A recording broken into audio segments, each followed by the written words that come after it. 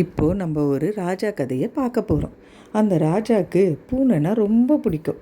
பூனைக்கிட்ட எப்போவுமே ரொம்ப அன்பாக இருப்பார். விளையாடிக்கிட்டு அதுக்கிட்ட ரொம்ப பாசமாக இருந்தார். அந்த பூனைக்கிட்ட அந்த பூனையும் அவர் மேலே ரொம்ப அன்பாக இருந்துச்சு.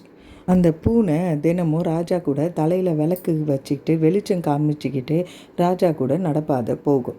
அப்போ அமைச்சர் அந்த பக்கம் வந்தார். ராஜா, தினமும் இந்த பூனையை நம்பி நீங்கள் இந்த விளக்கு வெளிச்சத்தில் வரீங்களே, இந்த பூனையை நீங்கள் எப்படி நம்புறீங்க ராஜா? ராஜா அதுக்கு, எனக்கு இந்த பூனை ரொம்ப பிடிக்கும், இந்த பூனை எனக்காக விசுவாசமாக இருக்கும், அதனால் இந்த பூனையை நம்பி நான் வரேன் அப்படின்னு சொல்கிறேன். அமைச்சர், ஓ அப்படியா அப்படின்னு சொல்லிட்டு இன்னொரு அமைச்சரை கூப்பிட்டு எலியெல்லாம் கொண்டு வர சொன்னார். எலியெல்லாம் அந்த பூனை முன்னாடி போட்ட உடனே பூனைக்கு என்ன பண்ணுறதுனே தெரியாமல் விளக்கை தட்டி விட்டுட்டு எலி பின்னாடியே ஓடிடுச்சு. ராஜாவோ அமைச்சர்களோ ரொம்ப பயந்துட்டாங்க. அப்போ தான் அமைச்சர் சொன்னார், பூனை அதோட தேவை வந்த உடனே யாரை பற்றியும் யோசிக்காமல் அதோட தேவைக்காக ஓடி போயிடுச்சு.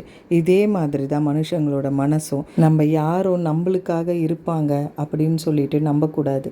அவங்கவுங்க தேவை வரும்போது யாரை பற்றியும் யாருமே யோசிக்க மாட்டாங்க. அவ்வளோதான் அவங்களுக்கு நல்லது பண்ணியிருந்தாலும் அவங்களுக்குன்னு ஒரு தேவை வரும்போது நம்மளை தூக்கி எறிஞ்சிட்டு போயிடுவாங்க. இந்த கதை கேட்டுட்டு இருக்கவங்களும் யாரையும் நம்பாமல் நம்மளை நம்ம நம்பணும். அவ்வளோ.